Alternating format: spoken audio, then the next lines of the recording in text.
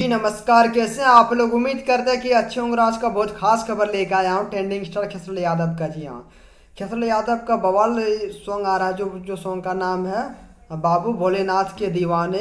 बोलबम का सॉन्ग है।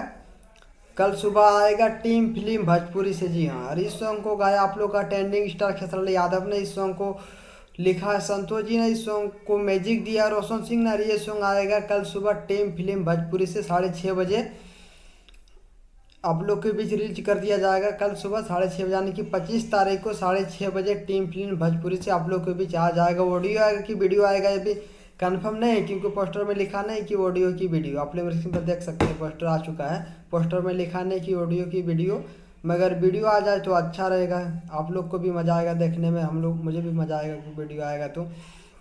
सॉन्ग का नाम भी कुछ अजीब सॉन्ग का नाम है, हटके सॉन्ग का नाम है। और ये सॉन्ग मुझे लगता है बहुत बड़ा सॉन्ग होने वाला है, क्योंकि सॉन्ग का नाम से ही लग रहा है कि बहुत बड़ा सॉन्ग है। जी हाँ, और ये सॉन्ग आएगा कल सुबह 6:30 बजे टीम फिल्म भोजपुरी से। तो आप लोग तैयार रहिएगा कल रिकॉर्ड बनाने के लिए। ऑडियो चाहे आए या वीडियो आए, अगर वीडियो आए तो गाने को ट्रेंडिंग में लाइएगा। और एक घंटे में 1 मिलियन 2 मिलियन जितना कर सके कर दीजिएगा।